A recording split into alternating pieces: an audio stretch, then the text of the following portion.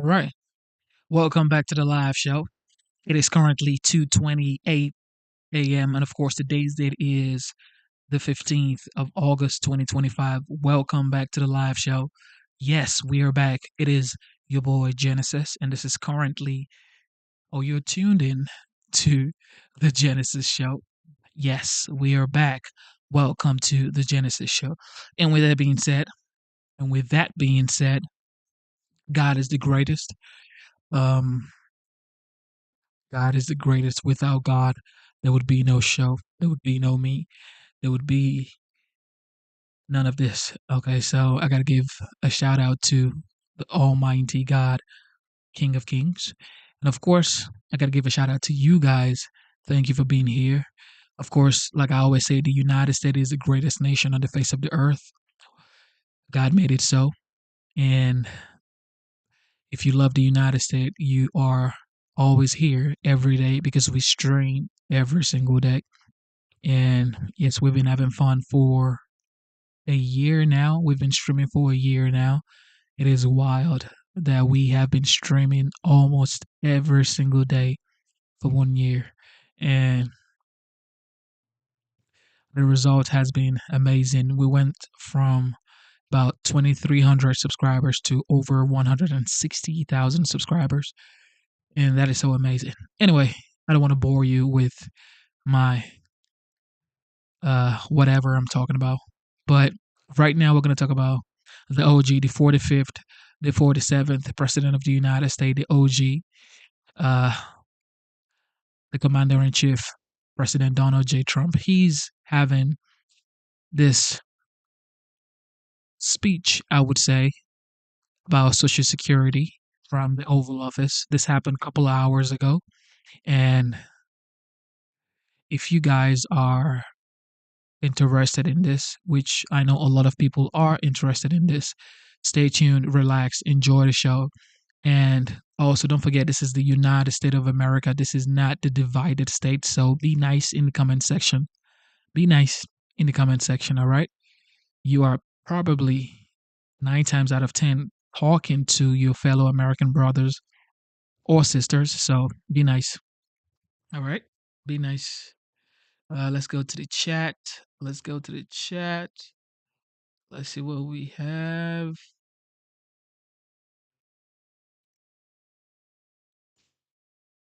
All right, let's see. Let's see what we have here.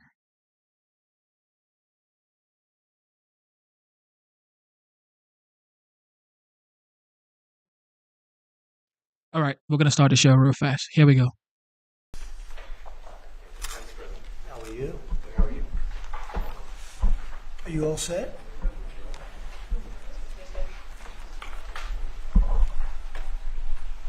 How are you?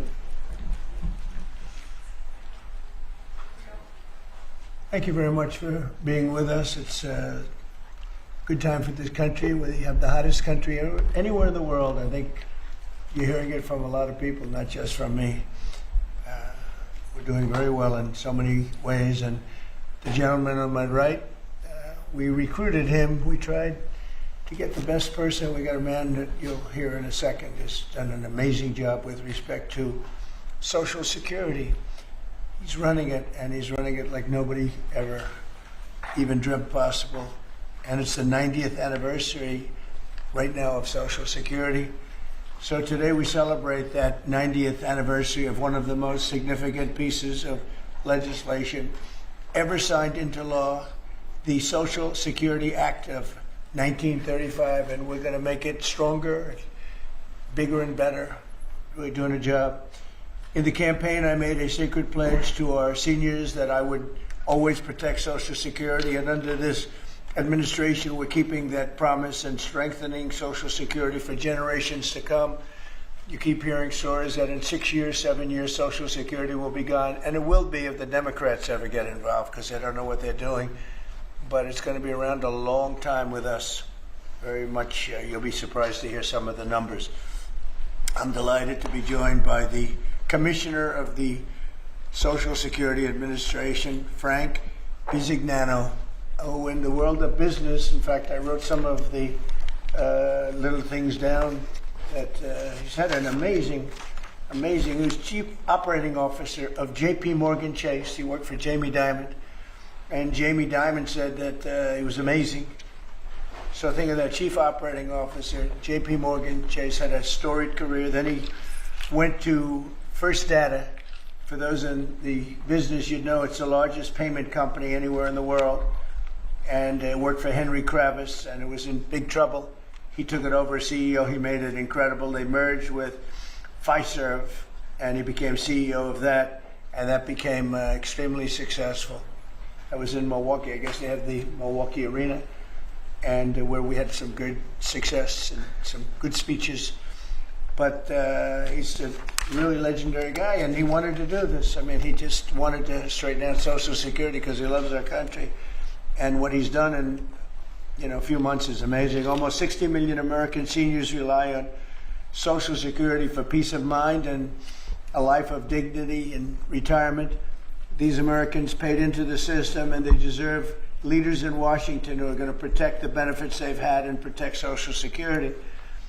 Under Biden, Social Security went down like nobody's ever seen. It deteriorated. There's never been anything like it. The 4 years of Biden were very, very destructive. It couldn't have gone on much longer. Social Security was going to be destroyed. It was being destroyed. The average call wait time reached an all-time high of more than 42 minutes. Field office wait times were at 32 minutes, which is unheard of, and the disability claims backlog was the longest ever in recorded history. In other words, it was run just like the country was run. It was run really badly. But I'm pleased to report that under our leadership, and Frank in particular, the changes he's made and what he's done is sort of a miracle. Sort of like what happened with the country as a whole. Field office wait times are now down 30% since last year, and it looks like it's going to a total record number. And the record was set in a long time ago when the world was a lot different place. We're going to beat that record. Call wait times are down 73% while serving twice as many customers per day. The disability claims backlog is down 26%, and seniors now have 24/7 online access to their accounts, which they never had before, whereas under Biden, the website was down 29 hours a week for maintenance purposes. It was essentially not open very much. They were always maintaining it, but they didn't know what the hell they were doing. They had a person running that had no idea what they were doing. Among my very first acts was to order all government employees to return to the office or be removed from the job, which means our Social Security offices are now open for full business hours 5 days a week. So unlike being shut down all the time, we're open at record levels also. We're making it really great for the people that want and demand Social Security, and they paid into the system. They deserve it. Last month, I signed one big, beautiful bill and allowed no tax on Social Security for our great seniors, okay? So how's that? Not bad, right? No tax on Social Security for our seniors. And to protect our benefits, we've already kicked nearly 275,000 illegal aliens off of the Social Security system. These are people, many of them have already left the country, and yet we were sending them checks all the time. And 275,000, and that number is now even larger than that, Frank. It's an unbelievable job. And what that's doing is making the system strong. It's making it strong. Biden never kicked anybody off. Everybody joined. And we're carrying out historic deportations to remove many more illegals committing Social Security fraud. It's the Social Security fraud that was taking place at levels that nobody's ever seen. We cleared 12.4 million names listed in the Social Security database over 120 years of age. Think of that. So we had 12.4 million names when they were over 120 years old. Is that right? That's a hell of a statement. I have a feeling, Dan, that's not really really didn't happen, did it? So you have 12.4 million names listed in the Social Security database that were over 120 120 years of age, meaning you were breaking records, because I've never heard of anybody at 125. There were nearly 135,000 people listed who were over 160 years old, and in some cases getting payments. So somebody's getting those payments, and we're after that. We're also fighting the menace of inflation to make life more affordable for American seniors, and we've ended Biden's inflation nightmare. So we had the worst inflation in the history of our country, and now our inflation is down to a perfect number, a beautiful number, hardly any at all. And yet our country is taking in tens of billions of dollars and trillions of dollars, actually trillions of dollars in tariffs. You know all about it. It's been amazing. They say, why are we taking in so much money? Last week they found $29 billion and they couldn't figure out where it came from. I said, check the tariff shelf. And they said, how did you know that's where it came from? We're taking in billions and even trillions of dollars in tariffs, paid by other countries who, frankly, were taking advantage of us for many, many years. And they were doing that to us, but our people didn't know it. We didn't have smart business people. We've ended Biden's inflation nightmare and came in below expectations. And yet, again, this past month, we set records. Gasoline prices are way down, and really dramatically, as everybody knows. And energy prices have been going down, other than in certain states where you have Democrat-run states where they put windmills all over the place. Anytime you see a windmill, you'll say, well, they have bad energy costs. And it's happening in New Jersey. I saw that there's a revolution going on in New Jersey. They closed up a nuclear power plant, and they're raising electricity rates by 21, 22, and 28%, something like that. And you're going to have a new governor in New Jersey. I'll tell you what, you have a good man running the Republican Party. He'll get him down. But what they've done is they've killed so many good sources of energy for very expensive windmills and lots of other things that don't work. 401ks and retirement accounts are soaring, and the stock market is setting record highs. Almost every day we're going record highs, and yet we're taking in hundreds of billions of dollars in tariffs. So it's turned out that Trump was right and they were wrong.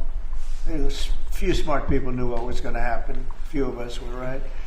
So we're going to keep the fighting going. We're going to make America's seniors every single day. We're going to fight for them. We're going to make them richer, better, stronger in so many different ways. But Social Security is like pretty much the one that we think about, and we love it, and we love what's happening with it. And it's going to be good for 90 years and beyond.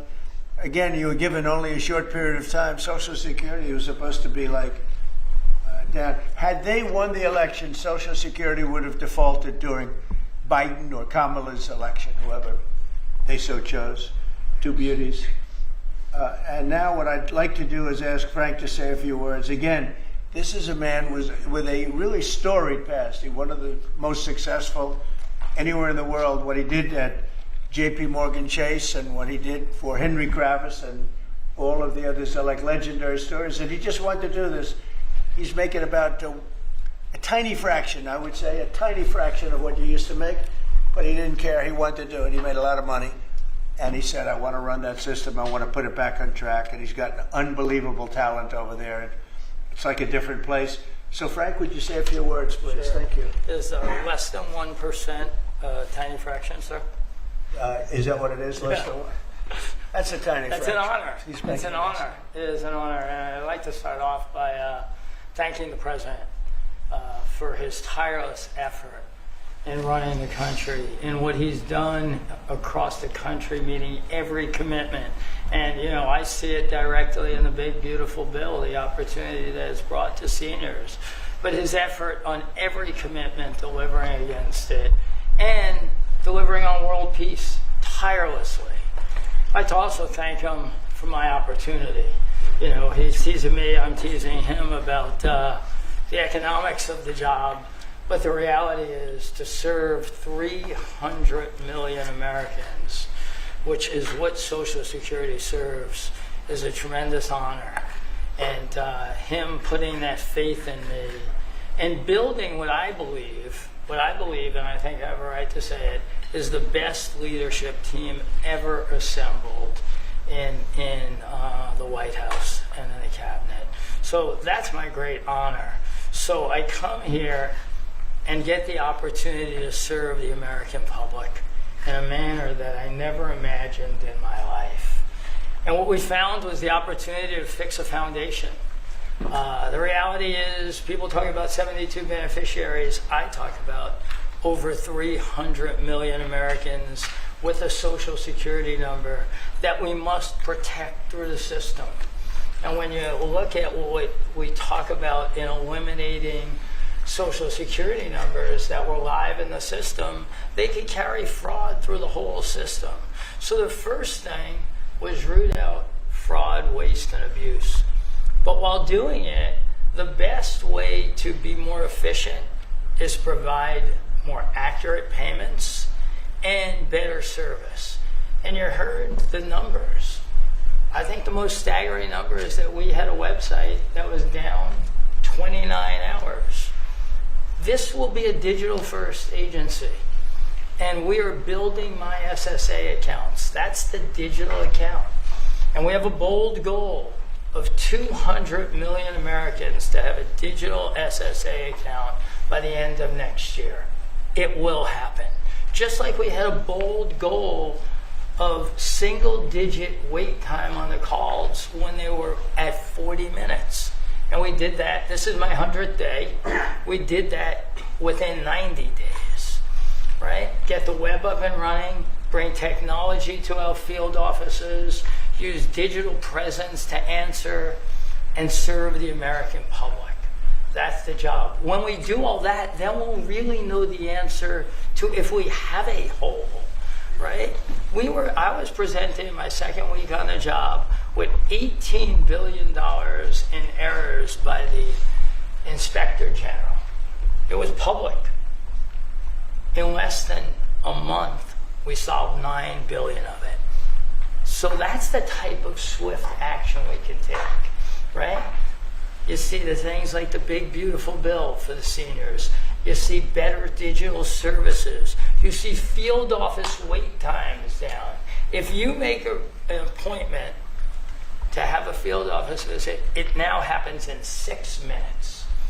Unprecedented. We are serving more people and delivering more than was ever delivered before in a manner with the highest possible quality, and we've just begun.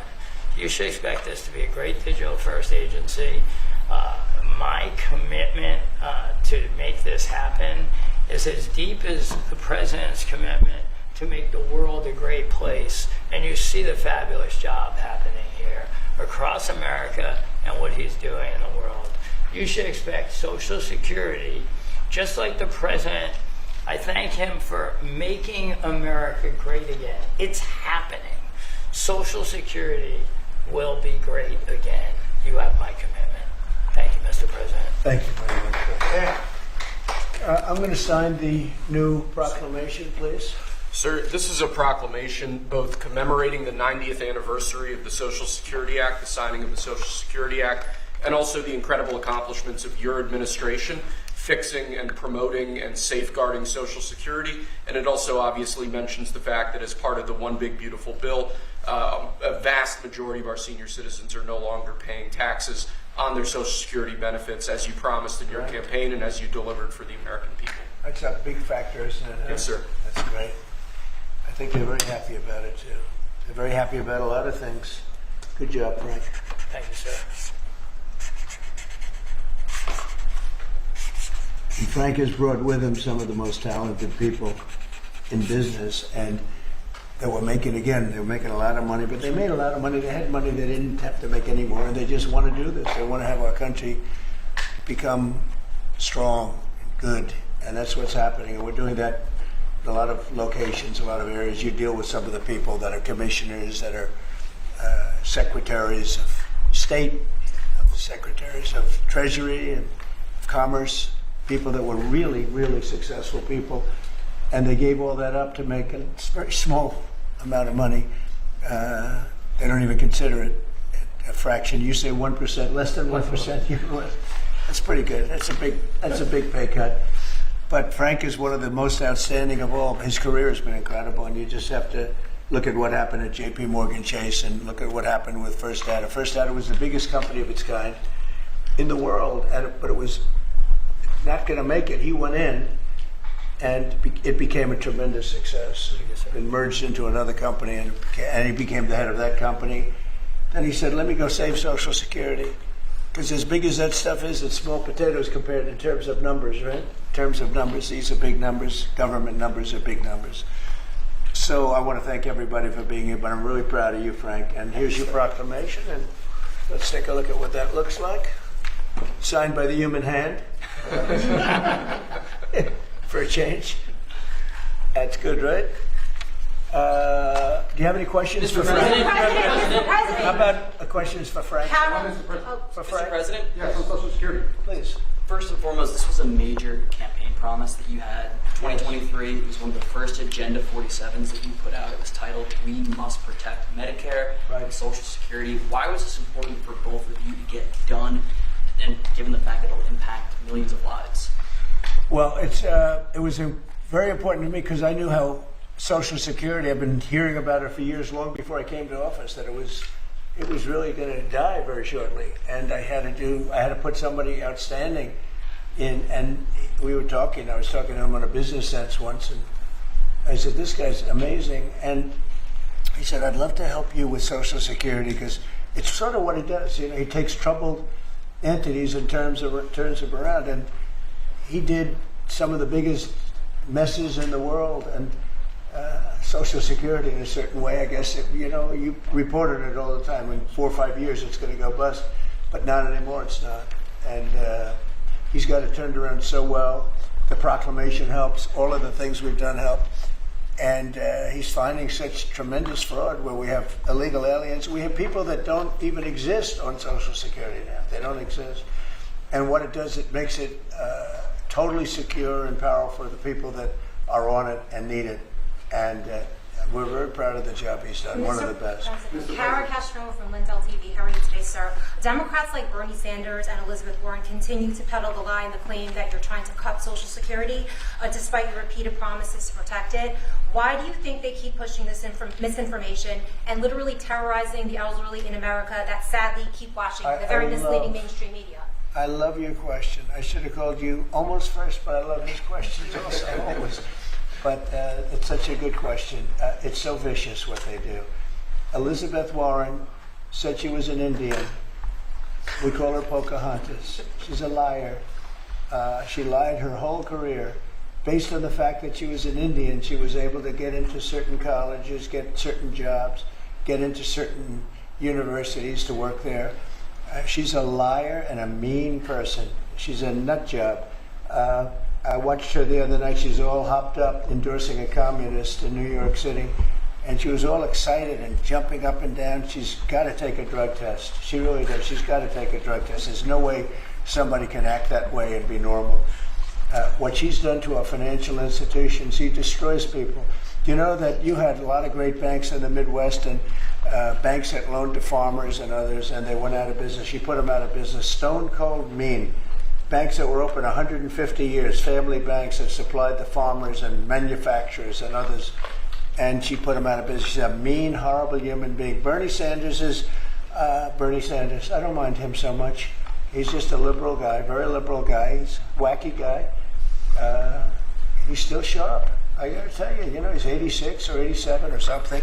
He's still sharp. You compare that to Joe Biden, it's, sort of what happened. So I don't mind Bernie Sanders. With him, you know what you're getting. You're getting a guy, he's a nasty guy, but he's somebody that, I don't know if I call it a fastball, but he's able to throw the ball pretty well. He's okay. I watched him the other day. He was totally on the opposite side of things. I will say this, the biggest issue right now, and an issue that's really taken hold, is crime, stopping crime in the cities, and the Democrats are fighting the stopping of crime. So I think that's like men playing in women's sports is okay, or transgender for everybody, okay. But this is a bigger issue. This is the biggest of all issues. Crime is rampant in D.C. It's rampant in our generally blue-run cities. And they've got to do something about it, or they're never going to win another election. And instead of calling me a dictator, they like to say Trump's a dictator. Trump's a dictator. Well, I had calls from many, many friends, including Democrats. I have a lot of Democrat friends, but they're normal people. And they were thanking me so much for what I'm doing in D.C. They feel so safe already. And you know, at the border, we had 0 people come in, and this is done by a liberal group. They're the people that do it. I have nothing to do with it. 0 people in 3 months. We had 0, 0, and 0 for 3 months. And last year we had millions of people pouring in from all countries, from jails, from drug addicts, gang members, drug dealers by the thousands and thousands. 11,888 murderers, half of whom committed more than one murder. They flowed into our country. And for the last 3 months, we had none. And I didn't remember when Joe Biden used to always go, I need legislation. I had no legislation. I just said, we're closing the borders. And the whole world understood it because they respect your country again. They really respect this country again. They didn't respect it. When he said it, it didn't mean anything. But now they know it meant a lot. And Mexico does what we tell them to do. And Canada does what we tell them to do, because we have the 2 borders. We have the northern border, southern border. And they were both horrible. But now it's some people say it's a miracle. Well, what Frank has done with Social Security also is something very special. But what we're doing with crime, which will be your next question, I guess, that's because everyone's they're afraid. Half of the people here, maybe all of the people here, most of you live in D.C., you are petrified to go out. And you're liberal. And if you're liberal, you're going to have to change. You're Democrats. You're going to have to change your ways. So we will have crime under control very shortly in D.C., but they're record numbers. And sadly, what I guess the mayor did, but whoever it was, they asked the numbers to be fudged so that it would show less crime than the fact. The fact is, it's worse than it's ever been, and we will have it just like we did at the border, where with borders are totally in great shape right now, the best ever, record-setting shape. We'll have the crime situation solved in D.C. very soon. And we're also going to beautify the city. We have a beautiful city, but you can't have graffiti, and you can't have roads with potholes, and you can't have the medians, the dividers in the roads falling down on the street. We're going to be beautifying the city, making it really beautiful. We're going to be getting the criminals the hell out of here. We don't want the criminals in Washington, D.C. Mr. President, one on your Putin meeting and then one on D.C. crime. Are you prepared to offer Vladimir Putin access to rare minerals to incentivize him to end the war? We're going to see what happens with our meeting. We have a big meeting, and it's going to be, I think, very important for Russia, and it's going to be very important for us, and important for us only in that we're going to save a lot of lives. Look, we have, we're not paying any money, as you know, to Ukraine. We're supplying equipment. We're being paid 100% plus for that equipment by NATO. And I got NATO up from 2% to 5% of GDP. They now have billions of dollars. NATO is a very rich group of countries, and we make the best military equipment anywhere in the world by far. And they're buying our equipment, and they're paying 100% for the equipment, 100%. In fact, they owe us about $2 billion now. They're going to send a check. Another one was sent recently for $1 billion. So we're not spending any money anymore. Biden gave them $350 billion, got nothing for it. And if you look, and by the way, we also signed a rare earth deal where we get, years of rare earth to get our money back, the money we spent. But what I'm really doing this for is to save thousands of soldiers a week. You have Russian soldiers, you have Ukrainian soldiers, and then you'll have missiles dropped into various cities and towns in Ukraine. And they're losing last week they lost 7,251 people, mostly soldiers, Russian and Ukrainian soldiers. I'm doing it for that reason. We have a meeting with President Putin tomorrow. I think it's going to be a good meeting, but the more important meeting will be the second meeting that we're having. We're going to have a meeting with President Putin, President Zelensky, myself, and maybe we'll bring some of the European leaders along, maybe not. I don't know that it's going to be very important. We're going to see what happens. And I think President Putin will make peace. I think President Zelensky will make peace. We'll see if they can get along. And if they can, it'll be great. I've solved 6 wars in the last 6 months, a little more than 6 months now, and I'm very proud of it. I thought the easiest one would be this one. It's actually the most difficult. We had one war raging, as you know, for 37 years. One in the Congo with Rwanda was raging for 31 years. We solved 6 of them, made peace, not just solved them, we made peace. If you look at Pakistan and India, that was, planes were being knocked out of the air. 6 or 7 planes came down. They were ready to go. Maybe nuclear, we solved that. I thought this would be maybe an easier one. It never made sense, this war. It would have never happened when I was president. If I were president, this war would have never happened. But millions of people have been killed. And I'm there for one reason, to see if I can solve. This was Biden's war. This isn't my war. I want to see if I can stop the killing. Yeah. But rare earths, do you plan to offer him access to that at all? We have great rare earth. We made that as payment for all of the money that we've spent so foolishly in Ukraine. We spent $350 billion. Now Europe spent $1 billion. That's a lot of money. They spent $100 billion. That's a lot of money, but we shouldn't be spending a lot more money than them, and they understand that. And I think that's maybe why we're not spending money anymore. We're not spending any money. They're paying us for everything. So it's people are shocked when they hear it. They don't even understand. They don't even write about it. But we're not spending money, but we are spending a lot of time trying to get the war solved. If we can get the war solved, we'll be very happy. As far as rare earth, that's very unimportant relative to, I'm trying to save lives. On DC crime, Mr. President, on DC crime. crime, do you have a message for the Democrat lawmakers like Nancy Pelosi or media who are saying, after living here for many years, that there is no crime and you're trying to start a new news cycle? Or It's something another reason why the Democrats lost the election in a landslide. They lie. It's just lie. Look, the crime is very bad. I think they'd be much better off saying, we want to help President Trump with the crime because it's an epidemic. It's a tragic situation. It's the worst it's ever been. And we want to help President Trump with the crime, as opposed to, he's a dictator. He's a dictator. People are so happy to see our military going into D.C. and getting these thugs out. As you know, we arrested a lot of people yesterday. We arrested a lot of people today. We're getting people that have arrest records that you wouldn't believe.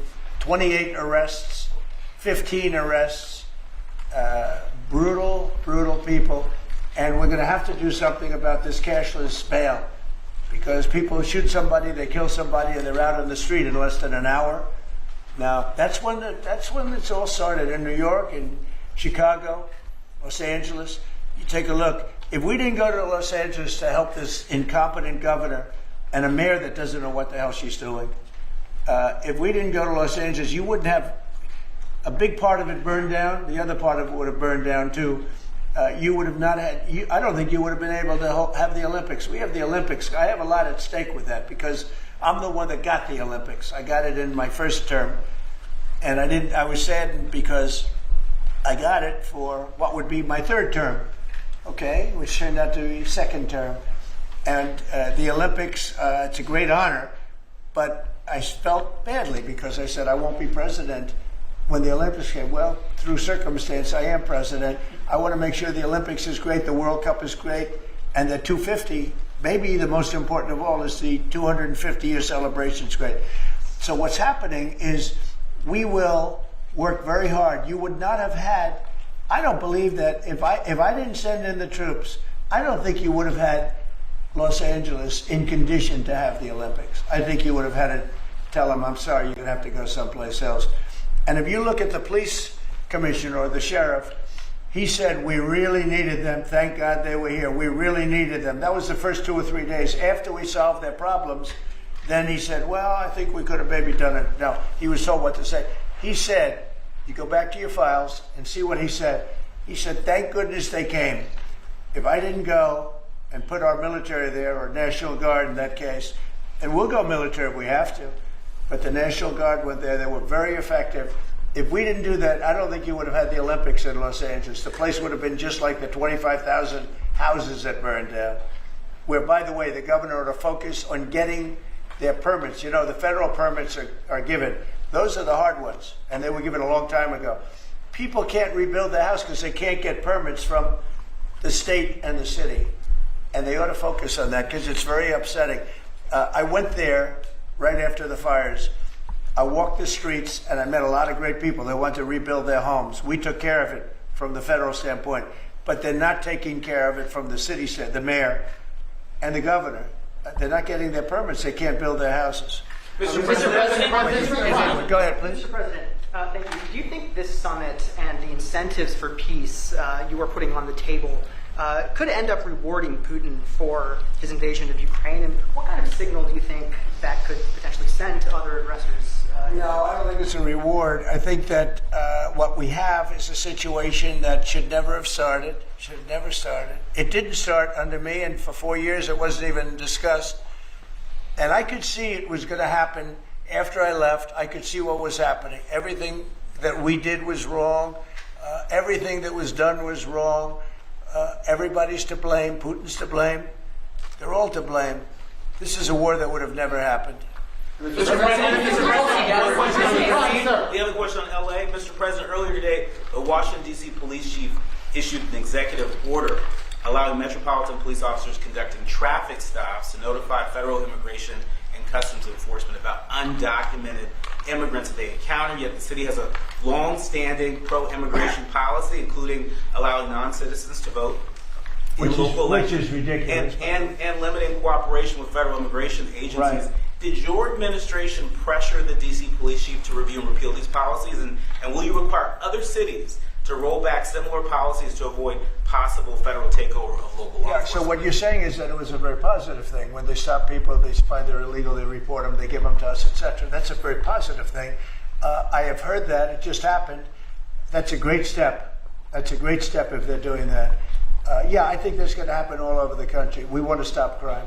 I think if the Democrats aren't strong on this issue, they won't be able to do it. I think this is a bigger issue than all of the other ridiculous things that they like open borders. Well, open borders is bad. Open borders has caused a lot of this problem, allowing millions and millions. I think 24 million people were allowed to come into our country. Many of these people from prisons, from jails, from mental institutions. This was the Biden policy. And I don't believe it was him. He was never there before. It was the people that encircled this very beautiful desk, the Resolute desk. Radical left lunatics who were smart, but radical left. And I'm very happy to hear what you just said, because I've heard that. And Mr. President, on LA, if I may, the mother of a 15-year-old California boy was briefly detained at gunpoint in a case of mistaken identity. The LAUSD superintendent says that surveillance video shows armed agents wearing police and border patrol insignia. Given the National Guard, the Border Control, ICE agents, they're not trained in local policing. What specific steps are you taking to ensure that young people are not put in harm's way with these types of operations? Yeah, what they are trained in is common sense, and they're very tough people. And they have great common sense, and they are highly trained. I heard the mayor of LA was saying, oh, they're not trained this way. I heard this character from, where was he from? They talk about him as a candidate. He's got no chance. The governor of Maryland, I watched him this morning saying that the governor of Maryland, yeah, they say maybe he'll be a president. He's not presidential timber at all. But I heard him today talking about how the National Guard or the military is not trained in police, but they're trained in common sense, and they're trained in not allowing people to burn down buildings and bomb buildings and shoot people and all of the things. They've done a great job. Again, if we didn't send them, and very importantly, if we didn't send them into Los Angeles, the rest of Los Angeles would have been burned down to the ground. When you look at Minnesota, Minneapolis, I sent them into Minneapolis because the governor wouldn't make the call. If I didn't do that, you wouldn't have a Minneapolis. It wouldn't be, I don't think it would be existent today. You remember the famous scene burning over the CNN anchor's shoulder. He said, everything seems to be very peaceful. And behind him, the whole city's burning down. So you had the whack job governor who ran for vice president and made a fool out of himself. You would have had, I saved that city. I'll tell you, I saved that city. So the bottom line is these are very tough people that are trained in a thing called common sense, and they're also trained in doing what we're talking about right now. And you watch crime stop, but you wouldn't have Los Angeles. It wouldn't be existent today. We would have had to cancel the Olympics if I let that go on. Mr. President, Will you pressure Israel to allow journalists into Gaza to cover the humanitarian efforts the U.S. is pursuing? And I'd like to see that happen, Chair. would you pressure? I would like to see it happen. I would be very fine with journalists going in. It's a very dangerous position to be in, as you know, if you're a journalist. But I would like to see it. And on tariffs, Brazil, Mexico, and Latin America are getting closer to China, and they say it's partly because of the tariffs you're imposing those countries.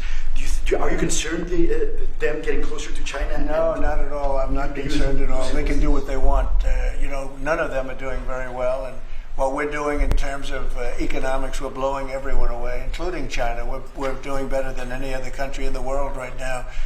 Brazil has been a horrible trading partner in terms of tariffs. As you know, they charge us tremendous tariffs, far, far more than we were charging them. We weren't charging anything, essentially. And Brazil has some very bad laws happening where they took a president and they put him in jail, or they're trying to jail him. And I happen to know the man, and I will tell you, I'm pretty good at people. I think he's an honest man. I think what they've done, this is this is really a political execution that they're trying to do with Bolsonaro. I think that's terrible. But they also treated us very badly as trading partners for many, many years. One of the worst countries on earth for that. They charged tremendous tariffs, and they made it very difficult to do anything. So now they're being charged 50% tariffs, and they're not happy, but that's the way it goes. Mr. President, on DC crime, are you concerned at all that some federal officers that are helping DC police might be being pulled away from other high priority assignments? Like what? Terrorism, for example. Oh, really? Terrorism? They'll stop terrorism as part of what they're doing right now. No. The soldiers that we have, first of all, we have plenty of them, long beyond what that you have here. We're just using a very small force. In Washington, D.C., they have thousands of police. They have a lot of police, but the police weren't allowed to do their job. We have a lot of great ones, and you have some that weren't so good, to be honest, but they weren't allowed to do their job. But now they are allowed to do their job, and essentially it's only 2 days, but you look at the numbers already, they're dropping. And no, they're not being pulled off for anything. Mr. President, as you know, there were some very concerning reports about crime statistics.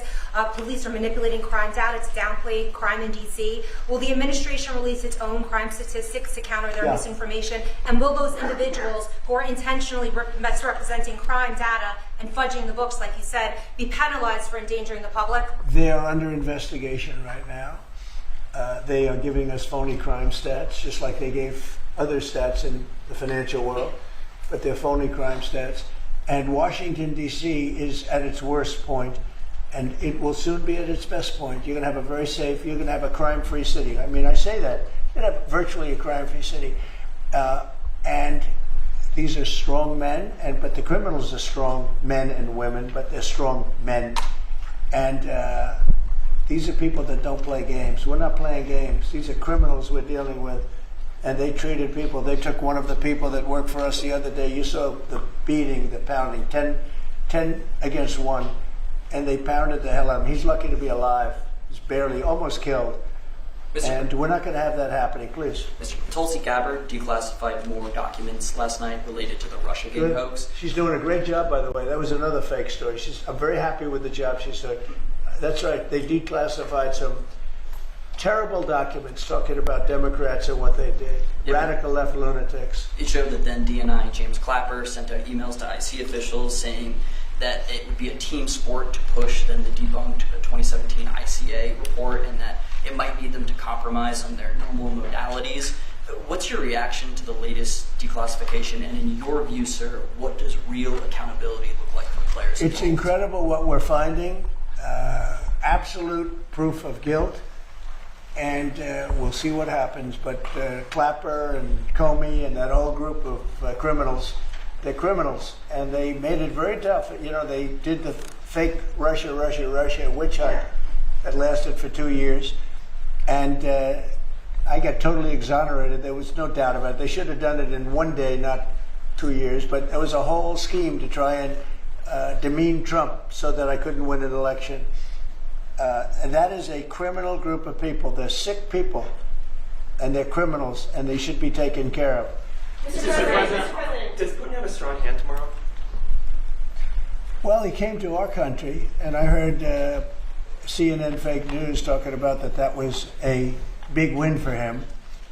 Normally, he would say the opposite, but they said, oh, it's a big win that he came here. Normally, he would say the opposite, he came here.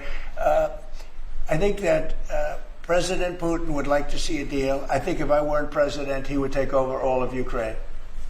It's a war that should have never happened. If I weren't president, in my opinion, he would much rather take over all of Ukraine. But I am president, and he's not going to mess around with me. Mr. President, on Russia, Mr. President, would you support or agree to reducing NATO troops in Europe, in countries like Poland, in order to get Russia to agree to a peace deal? That hasn't been put before me, and I'll think about that for later, but it has not been put before me. Go ahead. Is anything less than an unconditional and immediate ceasefire a victory for the U.S.? Tomorrow? Yes. Well, tomorrow we'll see. I say, I don't know where that comes from. Sort of not a good question. I would say that tomorrow, all I want to do is set the table for the next meeting, which should happen shortly. I'd like to see it happen very quickly, very shortly after this meeting. I'd like to see it actually happen maybe in Alaska, where we just stay because it's so much easier. But I think that it's going to be very interesting. We're going to find out where everybody stands, and I'll know within the first 2 minutes, 3 minutes, 4 minutes, or 5 minutes, like we tend to find out whether or not we're going to have a good meeting or a bad meeting. And if it's a bad meeting, it'll end very quickly. And if it's a good meeting, we're going to end up getting peace in the pretty near future. Okay? How about one more? Mr. President, on the Smithsonian. Thank you, Mr. President. On the Smithsonian, I know that your administration is seeking to weed out a lot of this left-wing spin that's in the museums, but we're seeing from people like Brian Stelter or other commentators that they're insinuating that you are trying to change history according to your narrative. What's your response to that, and is there anything you'd particularly like to take a look at? We want the museums to treat our country fairly. We want the museums to talk about the history of our country in a fair manner, not in a woke manner or in a racist manner, which is what many of them, not all of them, but many of them are doing. Our museums have an obligation to represent what happened in our country over the years, good and bad, but what happened over the years in an accurate way. Thank you very much, everybody. Mr. President, how do you reconcile that, though?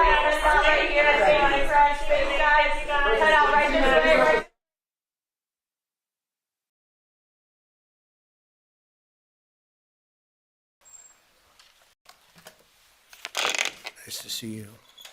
We've had a great weekend, and as you know, we made our deal with the European Union. The Japan deal is done. Many of the other deals are done. Indonesia was a very big deal, big country actually, and they're wonderful, and hopefully wonderful for both sides. But it's literally trillions of dollars ultimately being brought into our country. And it was something that had to be done, and it is being done, and it's being done properly. We're now negotiating with various other countries, and the rest we're just sending out the bill to. We send a bill, we send a letter saying that you'll pay a certain tariff. And obviously, that's most of them because you have, as you know, hundreds of countries, a lot of countries out there. So we look at the deficit, or we look at the surplus, and we look at the country and how the country's treated us, and lots of other things go into the equation. And we make a decision as to what that tariff will be, and it's a pretty standard letter from that point on. And I want to tell you, this is something to me, it's a VA bill signing, and it's very important to me and to many of the people in this room. So I'm thrilled to sign the VA Home Loan Program Reform Act into law, and that is something that they've wanted to do for a long time. This legislation provides desperately needed relief to veterans and their families who have fallen behind on their mortgages, of which there are a lot, because we have somebody that doesn't want to lower interest rates and probably won't lower them today. It's a really sort of an amazing situation. And it helps keep our promise to end veterans' homelessness, and we're going to do that for America. We're going to do that for our great veterans. I'm thrilled to be joined by the bill's sponsor, Congressman Derek Van Orden. Where is Derek? Right here. Derek. Hello, Derek. I didn't see you back there. Well, I'm a Navy SEAL. I snuck up on Let's see. And Mike, how are you, Mike? Mr. President. These two gentlemen are terrific. They are working together, and they've been working together, Mike, a long time on this. So I just want to thank you both, and I'll ask you to say a couple of words. An estimated 61,000 American veterans are in danger of losing their homes, as you know. But thanks to this bill, the Department of Veterans Affairs will be empowered to pay loan holders the necessary amount to prevent foreclosures on our veterans, so our veterans won't be foreclosed and put out onto the streets. It's very important. This bill also creates a 5-year partial claim program that could benefit up to 3.7 million veterans. That's the kind of numbers you're talking about. It's big stuff. The costs of the program are fully offset and will add nothing at all to debt.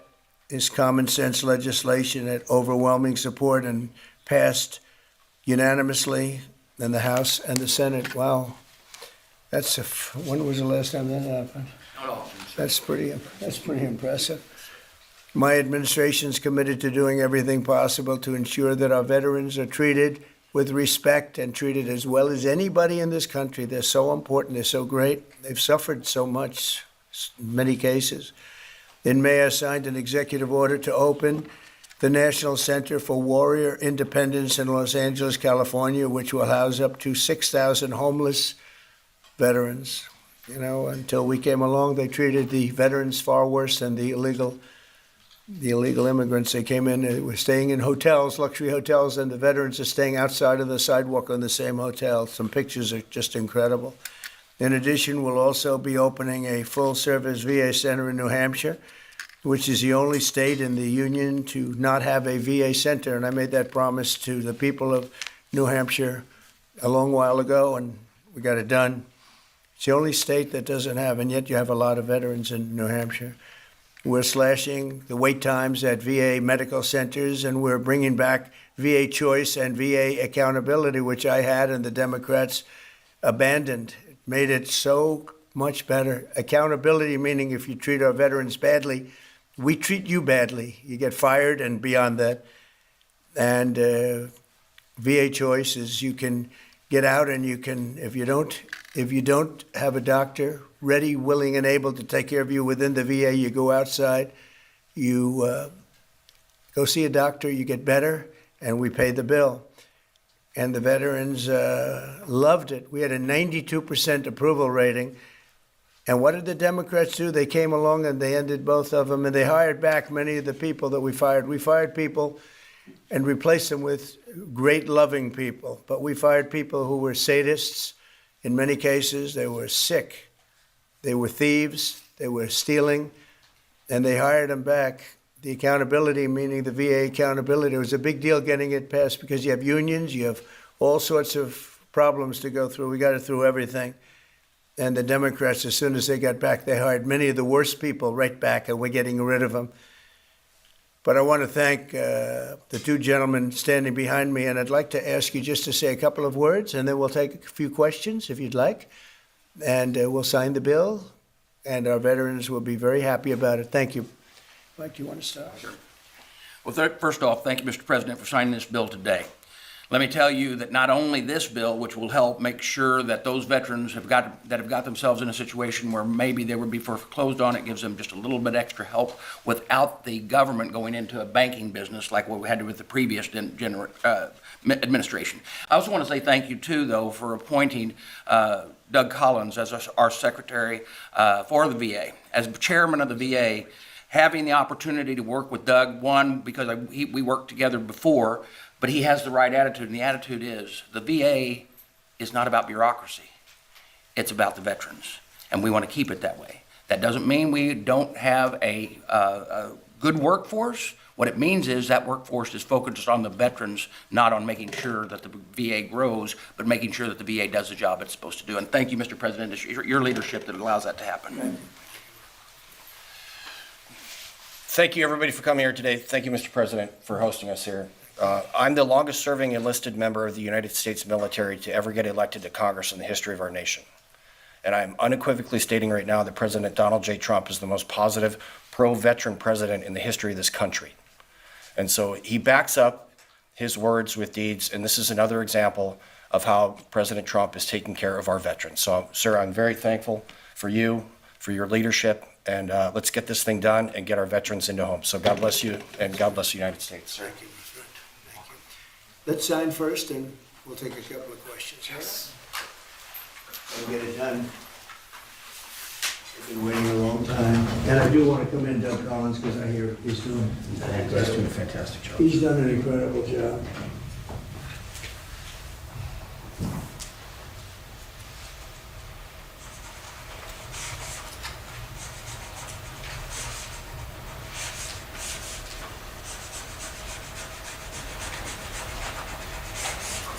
Okay. That's a good one. That's a good one. No auto pen?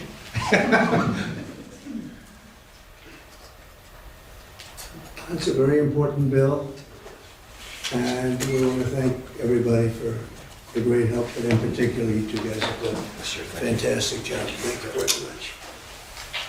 Okay, take a pen. I'll keep that one. Take a pen. Take another pen. And we'll take them and give them to the other people to help. Okay? Very well. Okay, questions? Mr. President, you said that higher interest rates are making it harder for veterans to refinance. In a stronger than expected GDP report this morning, what do you say to analysts who worry that lowering interest rates would actually lead to inflation? Well, if that happens, then we just raise them. What you do is you lower them, and let's see if there's inflation. Right now, there's no inflation. Everybody thought there would be. All we have is billions of dollars of cash pouring into our country from other countries that took advantage of us for many, many years. You know, they were taken advantage of. We were like the stupid people that didn't know what they were doing. They took advantage of us. Other countries, friend and foe. And by the way, the friend was oftentimes much worse than the foe when it comes to trade. So if that happens, what you do is you raise your rates and you do what you have to do to stop inflation. But we're keeping the rates high, and it's hurting people from buying houses, and we don't want that. If for any reason that happened in a year or two, if there's some signs of inflation coming back, right now there's not. We have a great thing going. I think we're going to have the richest economy you've ever seen. We have money coming in that we've never even thought about at numbers that nobody's ever seen before. We have a deal with Japan where they're going to pay us $550 billion. We have a deal with Europe where they're doing $750 billion plus $400 billion plus $300 billion. And many other countries, it's likewise, you know, relatively, those are two big ones, but likewise. So we have a lot of money coming in, and we have no inflation, and we're very strong, and we should be lowering the rates. You know, each point that this gentleman keeps up costs us $365 billion a year. Think of that. 1 point, $365 billion. If you bring it down a point, we save 365. We should be the lowest interest rate, and we're not. We're 38, number 38, because of the Fed. It's all because of the Fed. He's done a bad job. Now, he's got a meeting today, but I call him too late. You know, he's always too late. Even if he does it today, probably won't. I hear they're going to do it in September, not today. For what reason? Nobody knows, but Europe, as you know, cut their rates 11 times in the last short period of time. But the good news is we're doing better than anybody anywhere in the world. Nobody's doing anything even close to us, even with the higher rates. The higher rates do affect housing, though, because people can't go out and get a loan or refinance their house. And it would be nice to have them be able to do that. That would be just another check of a box. That would be very important. Yeah, please. Mr. President, you mentioned today that India, in addition to its 25% tariff rate, would pay an additional penalty because of its support of Russia. What is that additional penalty? And are other countries facing the same threat? Well, we're negotiating right now, and it's also BRICS. You know, they have BRICS, which is basically a group of countries that are anti the United States, and India is a member of that, if you can believe it. It's an attack on the dollar, and we're not going to let anybody attack the dollar. So it's partially BRICS, and it's partially the trade, this trade situation. It's the deficit. We had a tremendous deficit. So, as you know, Prime Minister Modi is a friend of mine, but they don't do very much business in terms of business with us. They sell a lot to us, but we don't buy from them. You know why? Because the tariff is so high. They have one of the highest tariffs in the world. Now they're willing to cut it very substantially, but we'll see what happens. We're talking to India now. We'll see what happens. It doesn't matter too much whether we have a deal or whether we charge them a certain tariff. But you'll know at the end of this week.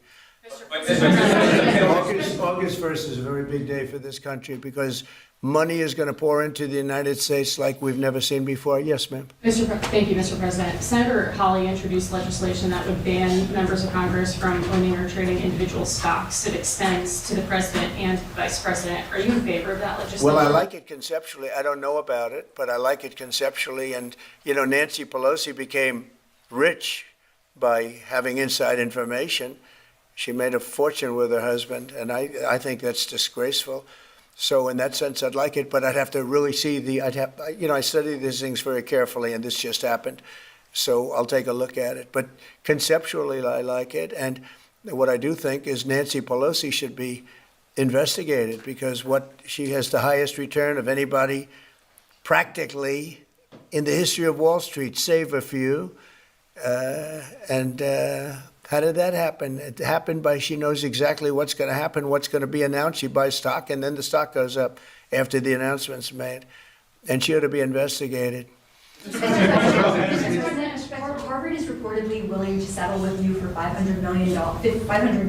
Is that enough? Well, it's a lot of money. It's a lot of money. We're negotiating with Harvard now. They would like to settle, so we'll see what happens. Mr. President, what is America's debt to our Afghan war allies that kept our veterans safe over there? There's been some talk about sending a lot of them back. Would you let your administration do that? We know the good ones, and we know the ones that maybe aren't so good. You know, some came over that aren't so good. And we're going to take care of those people. The ones that did a job, the ones that were told certain things.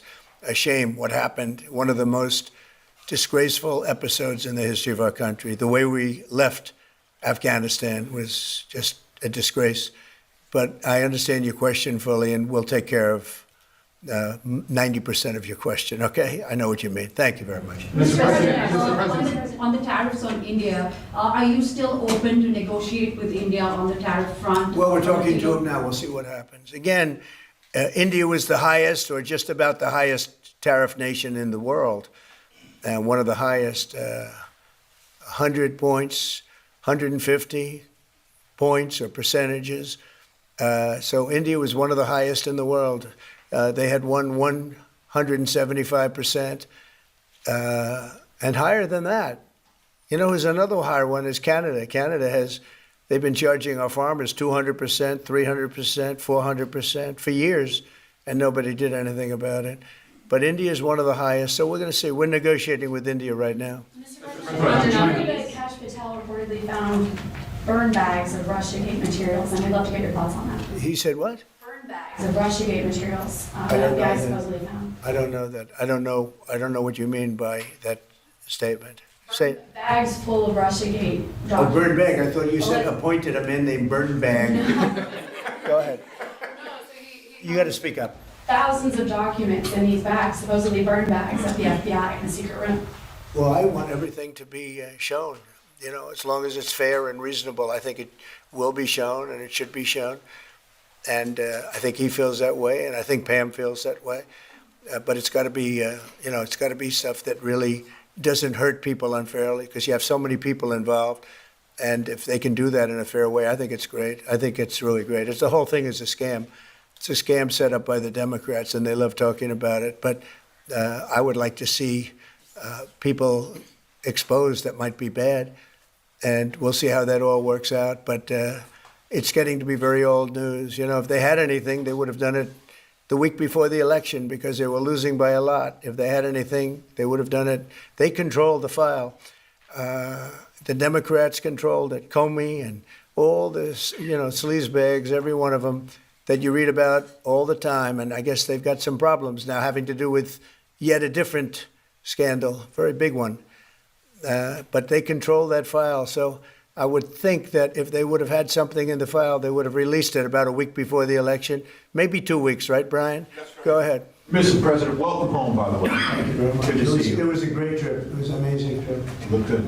For the country. For me, it was okay, but for the country, it was an amazing trip. Go ahead. It was.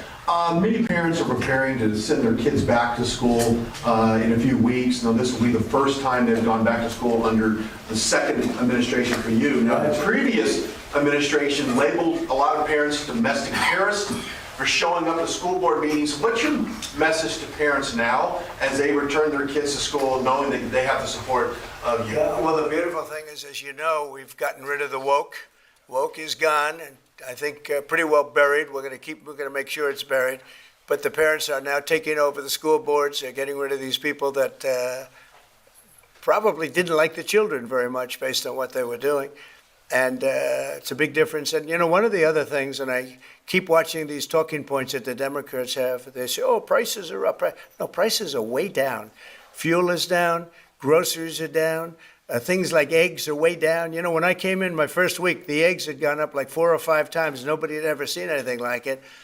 And they were hitting me about eggs. I said, I just got here. It was one of my first maybe my first news conference. And we have eggs down now to a point where they were actually lower than even before. So I just want everyone to know prices are way down. And that's a big thing. Groceries, everything. If you look at fuel, $2.35 a gallon, a lot of that. But we actually had 4 states where it's down $1.99, $1.99 as opposed to $3.50, $4, and it went up a lot higher than that. They got rid of my policy, and then it went through the roof, and then they brought my policy back, but it was too late. They blew it. We had the highest inflation in the history of our country, and now we have no inflation. We have nothing but cash coming in. The world respects us again. We're a really great, proud country. And I say it, I'll say it again, many, many leaders of other countries, I'm dealing with a lot of them today on their tariff situation. They owe us a lot of money. But many countries said to me, and almost in the same words, you were a dead country 1 year ago, and today you're the hottest country anywhere in the world. We are the hottest country right now anywhere in the world, and that's why we're taking care of our veterans. Okay? Thank you very much, everybody. China. Mr. President, on China, did Secretary Bessent brief you today? Thank you, guys. We're moving along with China. We're doing fine with China. I think it's going to work out very well. We're right in step. I think we're going to have a very fair deal with China. Thank you. Mr. President, what did you think Epstein was stealing those women for? Thank you, press.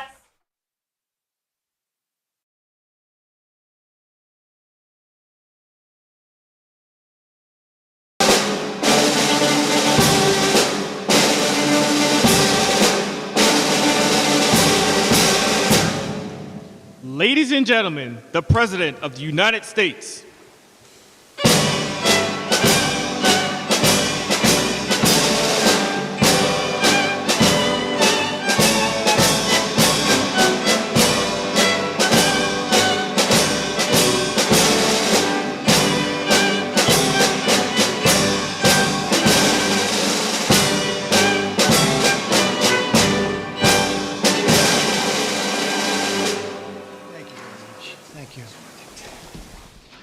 Please. Nice crowd. I even hear a young, beautiful voice in the background, and that's good. That makes us all feel young. I want to thank everybody for being here on the 200th day in office. This is 200 days already. Time flies. But we have a country that's the hottest country right now anywhere in the world. A year ago, it was in a lot of trouble. It's the hottest country, and a lot of the people in this room made it that way. Perhaps the most successful and consequential first 200 days, they say, of an administration in history. So let's hope they keep saying it. There they are right there. I hope they keep saying it. But even more importantly, this is also National Purple Heart Day, and we're here to honor and celebrate the unyielding patriotism and grit and devotion to America's Purple Heart veterans is great emotion and great love. The Purple Heart dates back to August 7th, 1782. That's a long time, when General George Washington awarded a heart-shaped purple cloth to 3 soldiers for outstanding gallantry and service in battle. This afternoon, we're joined by dozens of Purple Heart recipients and their families, and just as General Washington did 243 years ago, today we give our everlasting thanks to you and your unbelievable families. We want to thank you very much for being here. It's my great honor.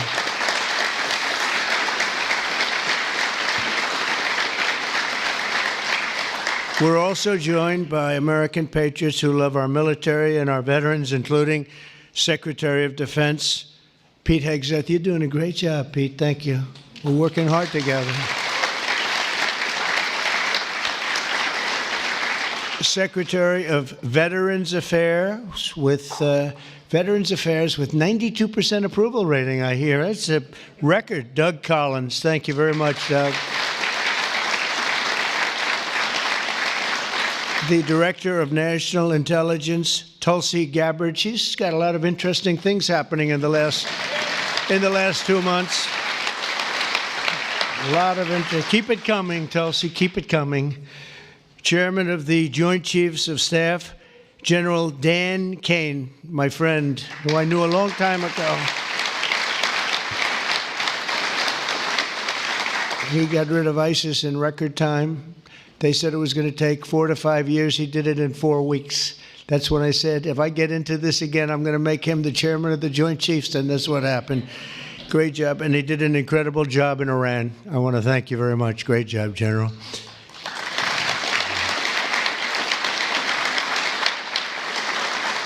Deputy Secretary of Energy and Purple Heart recipient, James Danley. James, thank you very much, James. Great job. And we have a Medal of Honor recipient, Captain Paris Davis. Thank you. Where are you? Where might he be? Oh, look at you. You're better looking than I am, I'll tell you that. Thank you very much. Thank you very much.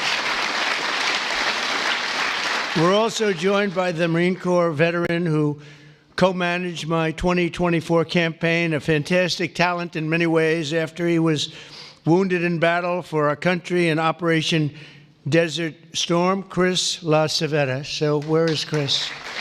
Where is Chris? Chris, stand up, Chris. With your beautiful daughter, Victoria. Thank you very much for being with your father. It's very nice.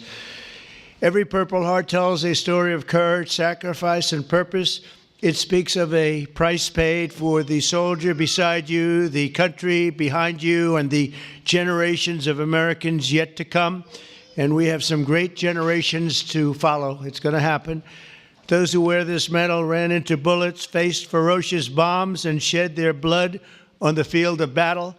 We will never forget what they did. We will always use them as an example of bravery and courage and strength.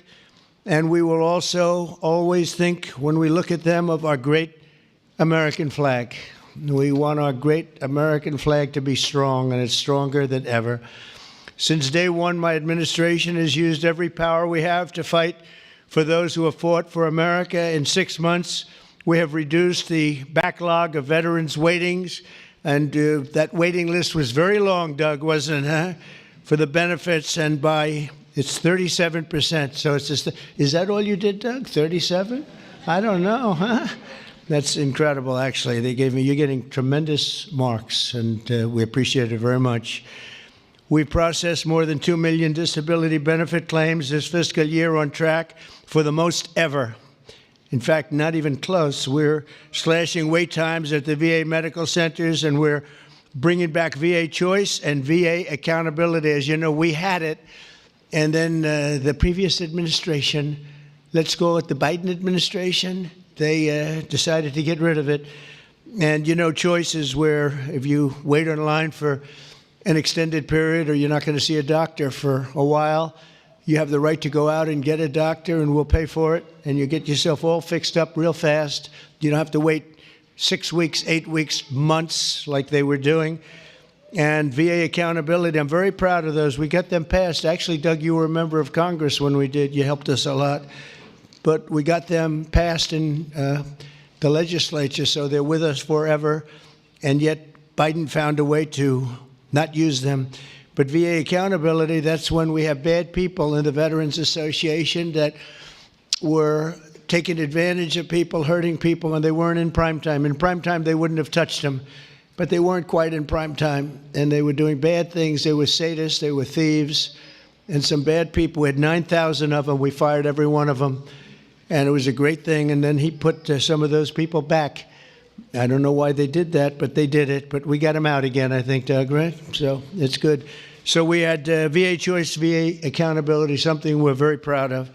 I'm also working to keep my promise to end veterans' homelessness in America. In May, I signed an executive order to open the National Center for Warrior Independence in Los Angeles, California, which will house up to 6,000 homeless vets. It's going to be beautiful.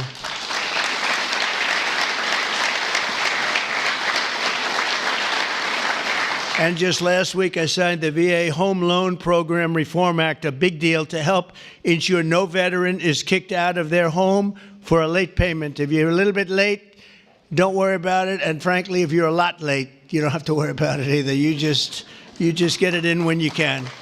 Get it in when you can. And America's veterans have done their duty for us, and under the Trump administration, we are doing our duty for you, okay? That's the way it's supposed to be. One of our brave soldiers with us today is Army Veteran Specialist Kevin Jensen.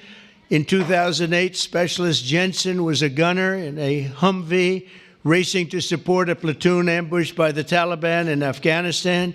His vehicle was hit by a roadside bomb, flew 10 feet. He flew 10 feet up into the air and exploded in flames. The whole place was in flames, including, unfortunately, Kevin. But he suffered deep third-degree burns, and all over his body he was in trouble, big trouble. Despite the agony, he selflessly ran to the aid of his platoon leader, who was engulfed, or just absolutely, everyone thought he was gone. He was engulfed in fire.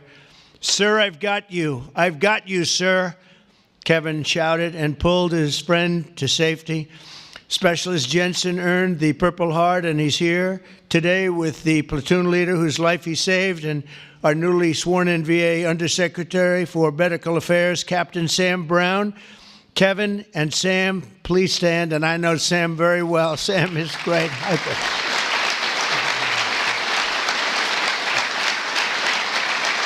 What a combination. He's okay, right?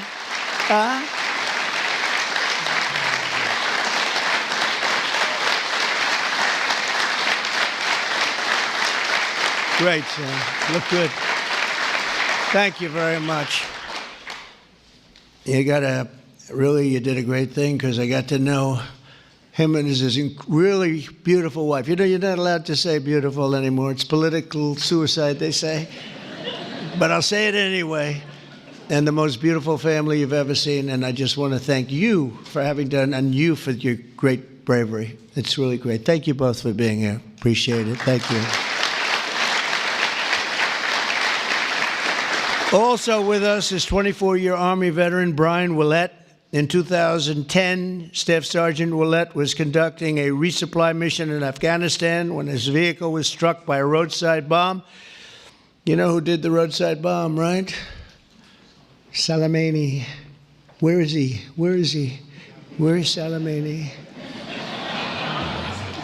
He did. He was the father of the roadside bomb. They say 92% of the people who got either killed or badly hurt, it was Soleimani. He was the one that did it more than anybody else by far.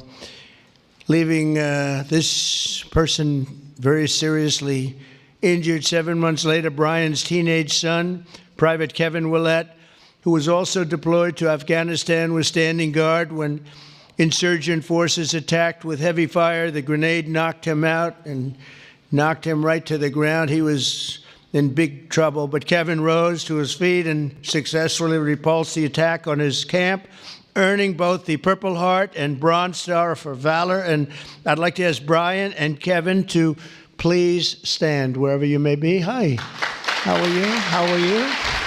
Good job. Good job. Two great people. I would say these are different types, right? These are different types, right? But same blood. That's all we care. It's very good. You both look great. Thank you both very much. Appreciate it. We're also joined by Marine Corps veteran Staff Sergeant Thomas Mateo, wounded 6 times during 2 tours in Vietnam.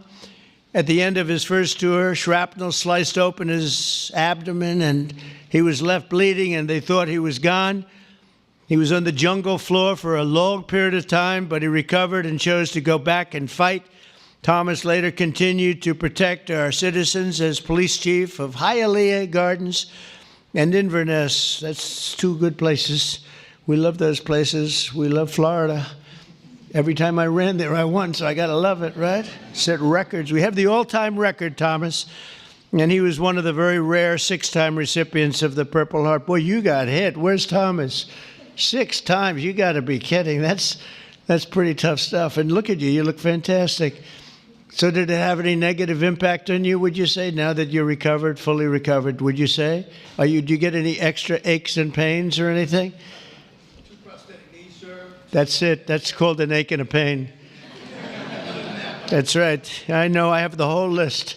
It's amazing, and you look great. Thank you very much. That's some list. Thank you. It's amazing. Amazing.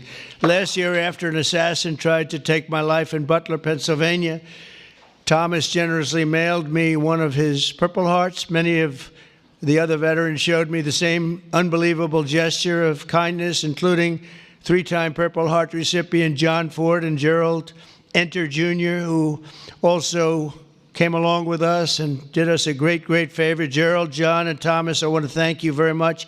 What a great honor to get those Purple Hearts. I guess in a certain way it wasn't that easy for me either when you think of it, but you went through a lot more than I did, and I appreciate it all very much. Thank you. Thank you. Where are you? Stand up, please. Please. Thank you very much. Thank you very much. Thank you. Thank you. Great. That was someday. That was someday we had together, though, huh? That was someday we had together. Thank you both very much. Thank you all. From the very beginning, our nation's fate has depended on heroes like those in the room who placed their bodies between the enemy fire and really that fire and the American freedom that we all love so much. Because of their sacrifice today, our flag is still waving proudly and our freedom is still safe and secure and our future is looking brighter and greater than ever. Our country is doing really well. We're very proud of our country. We had that mission. I watched those B-2 bombers with those pilots. We had them in the Oval Office celebrating their incredible bravery and talent, pure talent. Every single bomb hit its mark perfectly. And then we had Tomahawks coming in, 30 of them coming in from submarines that were 300 miles away. They all hit their mark too. Look at this smile on you. You think that's your boy. Hey, look at this smile. But it's pretty good, right? Pretty good. We had them and we celebrated all together. We actually had 52 tankers. Can you imagine? We had a lot of the people over to the White House, to the gardens, and it was an incredible day. It was a day of celebration. They've been looking to do that for 22 years. One of the pilots came up and said to me, you know, we've been waiting for 22 years, my predecessors, because he was a young guy, but he said, we've been practicing this 3 times a year for 22 years. Who knew that, Pete? And I said, you mean you knew exactly what to do? He said, every single year, 3 times a year, we'd practice for that specific event. And you were the one that had the guts to do it, send us on our way. And I said, were you happy or unhappy about the fact that I said, he said, we couldn't get into the planes fast enough, right? And he said, well, you guys are different, but they're really talented people and special. We've had some incredible success. But I want to give a very special thanks to all of the Purple Heart recipients that are with us today and all over the country and all over the world, frankly. And I'll now sign the proclamation officially declaring this as National Purple Heart Day. Very special day. Thank you very much, everybody. Thank you. Thank you.